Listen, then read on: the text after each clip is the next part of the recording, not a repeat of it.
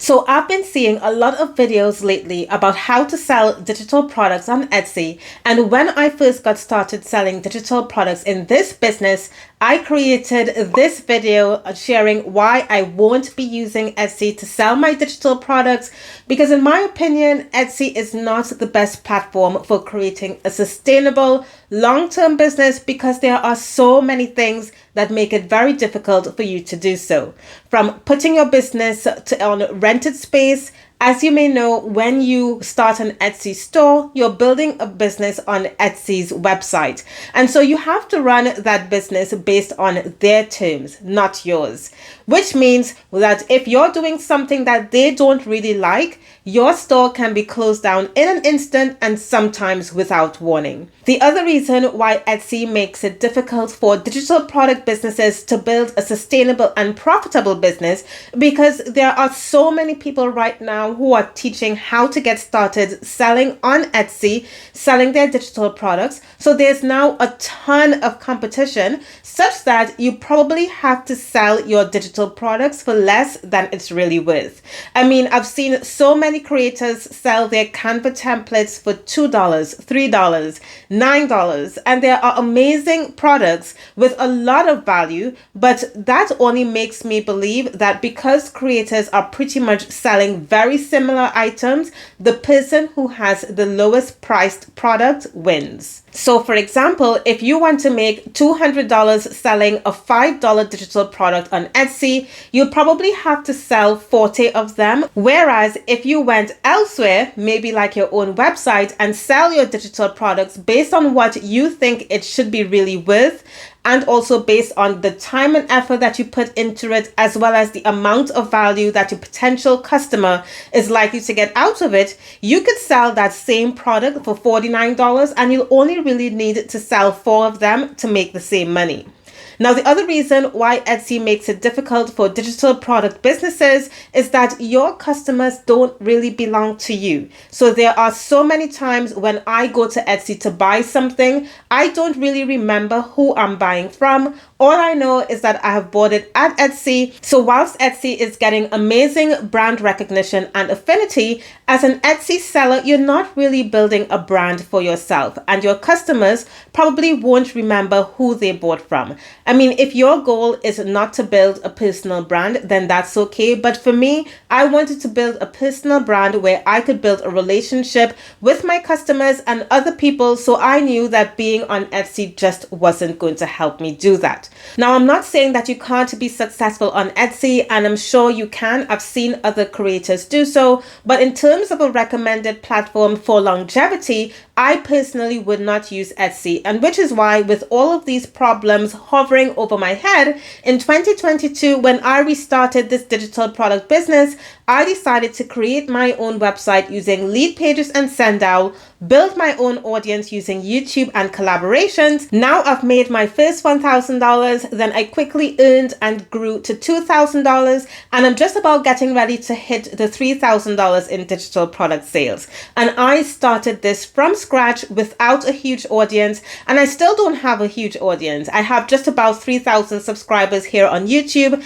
and about the same number of email subscribers, but I've still been able to get to a point where I'm selling digital products and I'm making almost daily sales. So I know that if I can do it, then anyone can do it too if they really put their mind to it, stay focused and committed till they hit their goals. So in this video, I'm going to share with you what I did to get to my first $2,000 all without using Etsy. Now, if you're new to the channel, my name is Dawn Marie, and I have been sharing with you, documenting my journey of starting a digital product business from scratch without using marketplaces like Creative Market or Etsy. So hello, I hope you do stick around, subscribe to the channel, and find inspiration from someone like me who does not have a huge audience, who started from the ground up, and who's just sharing the little things that she's been doing that has really been making a big impact on my business growth.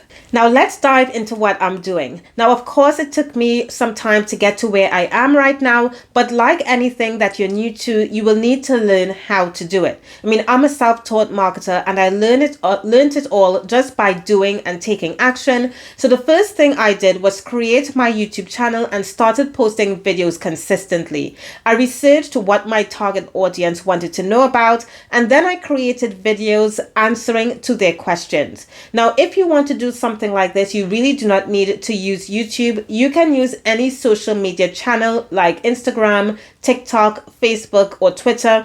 Simply start with one, learn how to use it, and then post content on it consistently to attract your target audience.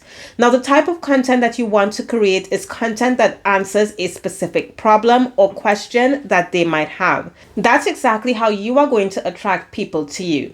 Naturally, if you are able to answer someone's questions, then more than likely they're going to think that you know how to solve their problems.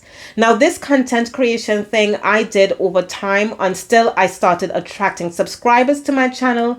The next thing that I did was on every video, I inserted a call to action to convert people who watch my videos into email subscribers. So that's how I build an email list. So every day people watch my videos, and in each video, I give them some type of action that they need to take if they want to solve one of their problems. I tell them to download something for free, and I also mention that free thing in my description box below. So if you look in my description box below right now, you will more than likely see my 10-day action plan to launching and selling digital products, which is the free thing that I typically give away, which helps me build my email list. So people who hear this, they come onto my email list, and that is how I get more people to know about me. I build a relationship with them just by talking naturally about my journey and being myself, sharing my stories. Then from time to time, I might pitch a digital product that I believe will help them in their own journey, and that's how I generate sales. Now, I do not only rely on YouTube to build my email list. In fact, YouTube is probably responsible for just about 26% of subscribers on my email list. The other way that I get subscribers to my email list is through collaboration. So I collaborate with other creators and do email swaps, virtual summits, and bundles, and typically do this about 1 to 2 times per quarter, just because of the amount of work and preparation that goes into executing it.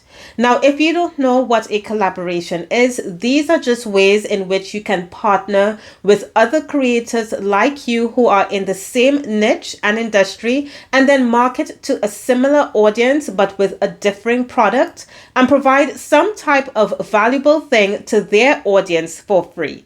So in the case of virtual summits, when you collaborate with another creator who's hosting that virtual summit, you can agree to teach their audience something of value, then negotiate some type of freebie that you offer to their audience, at which point, if the offer is attractive to them, they will opt in for it.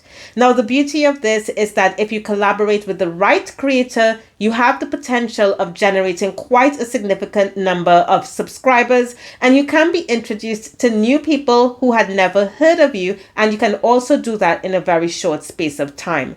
So I've included this tactic as part of my marketing strategy, and it's how I have been growing my email list since about December and accounts for about 76% of my email subscribers. Okay, so now I have built an email list. I have an audience on YouTube. The next thing I do is create offers to sell to my subscribers. Now, I know that the people who download my 10-day action plan for launching and selling digital products have a problem with launching and selling digital products. Now, if that is you, then make sure you head to the description box below to grab that action plan, which is going to take you through 10 steps over 10 days of getting everything set up so you can prepare yourself to launch and sell your digital product. So when I'm creating my products, I create products that I think will help my audience with launching and selling digital products. Now, I haven't quite gotten this part of the process right just yet, because when I think I know what my audience wants and I create an offer and test it and see if it sells, sometimes I don't get any sales. The other way that I've been doing this is to survey my audience to to understand what they need. But the problem with that, and I don't know if any of you who's looking at me have experienced this as well, is that sometimes you don't get enough responses to those surveys. So you don't really know if the responses are significant enough to make the right offer. So I'm still pretty much testing this, but what I do to make sales is I either create a product that I think will help my audience, then I test it and pitch it to them and see if I get any sales. Other times I survey my audience, and in response to their responses, I create a product, then put it to them and see if it sells. So far, what's working for me is creating products that I think will sell. But here's the thing. I have seen so many creators tell you to focus on surveying your audience. And I get that. It makes sense because you want to create a product that your audience actually wants versus what you think they want. But I've done exactly that. I've tried to survey my audience and I've gotten some responses, but I don't think the data is enough to give me really good insights into what the broad aspect of my audience actually wants. So if you are going through something similar to that, I think it's important that whilst you can learn from people who are making these recommendations, of course they are good recommendations, test it and see whether it works for you, because what may work for one person may not work for another. And that's definitely a huge lesson in building a business. So that's what I have done to make my first $1,000, then $2,000 and almost $3,000 in digital product sales. And basically all I'm doing is just rinsing and repeating the process, doing the same thing over and over to get more sales. Now, if you have any questions about anything that I've said today, make sure and leave a comment in the comment box below. And if you want to learn another way that you can make your first $2,000, then you'll want to watch this video over here, because in it I break down the strategy that I use to sell $2,000 worth of ebooks in just 2 weeks. See you over there.